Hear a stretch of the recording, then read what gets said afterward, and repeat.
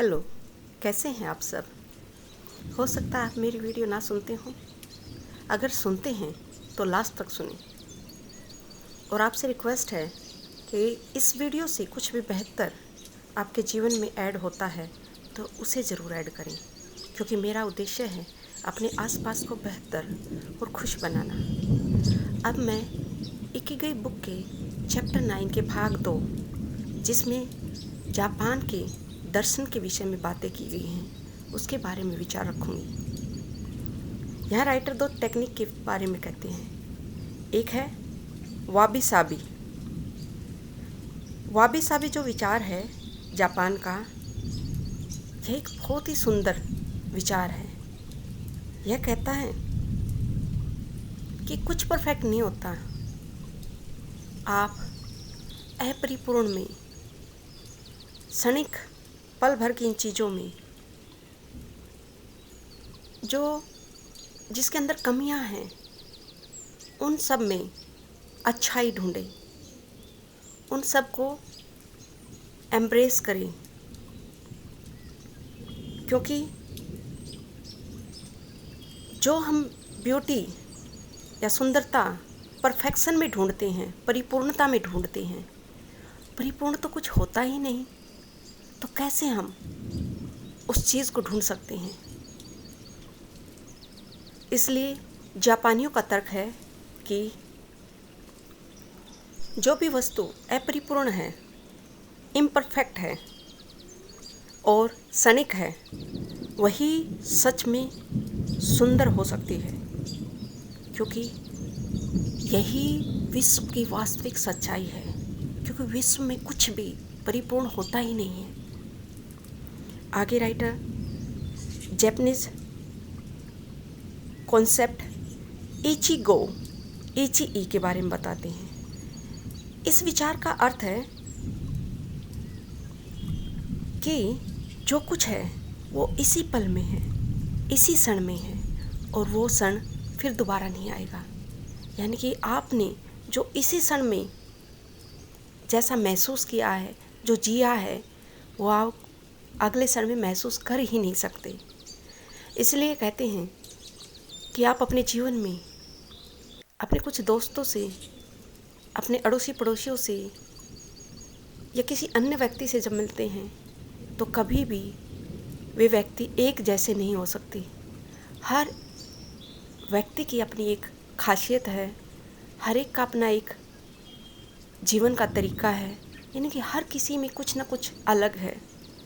इसलिए जापान के लोग कहते हैं कि हम पास्ट और फ्यूचर के बजाय इस खूबसूरत पल जो क्षणिक है और इसी पल है, उसमें विश्वास करते हैं। आगे राइटर रेजिलियंस से भी परे एंटी फ्रेजिलिटी की बातें करते हैं। एंटी फ्रेजिलिटी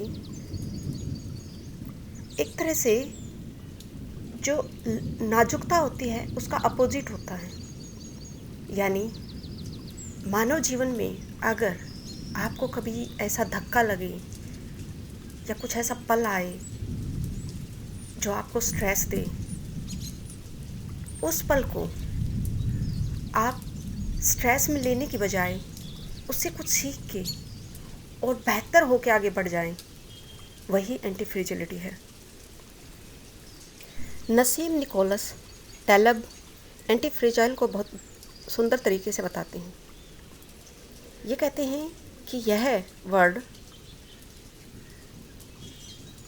विकार शब्द से उत्पन्न हुआ है, कि कैसे विकार से आप कुछ प्राप्त कर सकते हैं, गेन कर सकते हैं।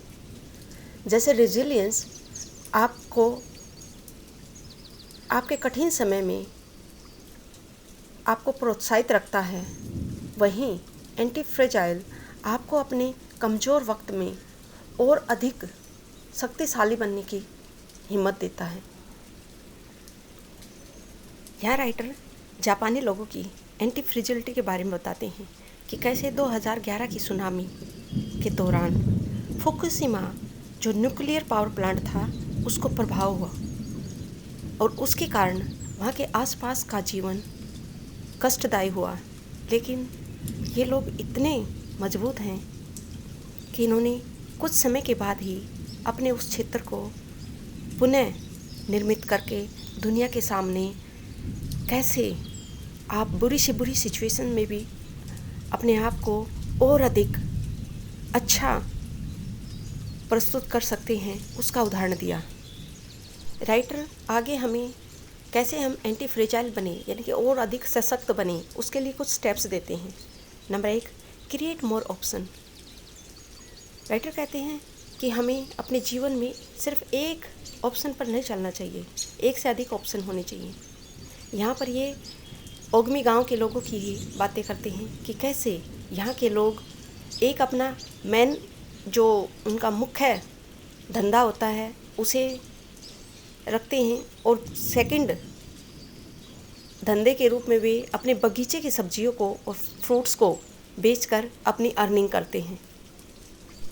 यदि बाई चांस आपके मुख्य काम में कोई रुकावट बन जाए या कोई बाधा आ जाए, सपोज़ करो आप किसी गवर्नमेंट जॉब में हो और कोई ऐसी सिचुएशन हो जाए कि आपको सस्पेंड कर दिया जाए या आपको डिसमिस कर दिया जाए, तो आपकी पूरे घर की आधार शिला ही चरमरा जाएगी।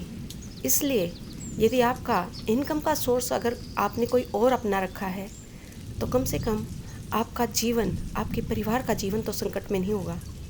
इसी तरह राइटर कहते हैं कि यदि आप अपने जीवन में सिर्फ एक आदमी पर ही इतना विश्वास करते हैं, मान लीजिए आप अपने पार्टनर पर, अपने परिवार के अन्य सदस्यों को छोड़कर 100% बस अपने पार्टनर की तरफ ही, अपने पति या पत्नी की तरफ ही पूरा फोकस करते हैं, और बाई चांस आपका पार्टनर ही आपको धोखा दे दे, तो आपके साथ क्या होगा। इसलिए राइटर कहते हैं कि आपको हमेशा अपने जीवन में अधिक ऑप्शन रखने चाहिए। आगे आप अपना निवेश कुछ क्षेत्र में लिमिटेड, जहां आपको बेस्ट नॉलेज है, उनमें अच्छे से करें। लेकिन अगर आपको किसी चीज़ की अच्छे से नॉलेज ना हो, तो वहाँ छोटे रिस्क लें, जिससे आप बाय चांस कोई बिज़नेस कोलैप्स आए या मार्केट में मंदी आए, तो आप उस मंदी को सहन कर सकें। आगे राइटर कहते हैं कि जो चीज़ें आपको कमज़ोर, नाजुक बनाएं, उनसे छुटकारा पाएं, क्योंकि नाजुक चीज़ें आपको बेहतर डिसीजन लेने से रोकती हैं। कुछ चीज़ें हमारे जीवन को नाजुक बनाती हैं और कुछ सिचुएशन के प्रति घातक बनाती हैं। इसलिए राइटर कहते हैं कि हमें कुछ विशेष चीज़ों का ध्यान रखना चाहिए, जैसे खाने के बीच में स्नैक्स लेने की आदत छोड़नी चाहिए। मीठा सप्ताह में एक बार ही प्रेफर करें।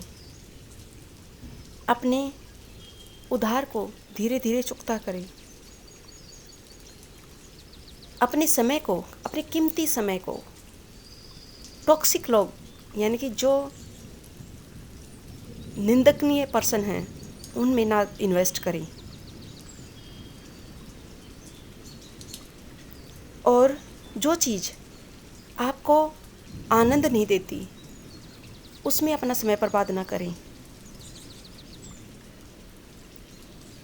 सोशल मीडिया पर अपना कम से कम समय को बर्बाद करें, और जहाँ तक हो सके अपने समय का अधिकतर हिस्सा अपनी खुद की प्रोग्रेस, अपने खुद के विकास में लगाएं। इस प्रकार हम अपनी वाबी साबी और इचिगो इचिई की सहायता से अपने इकिगी को प्राप्त कर सकते हैं। हम अपने आप को और अधिक प्रैक्टिकल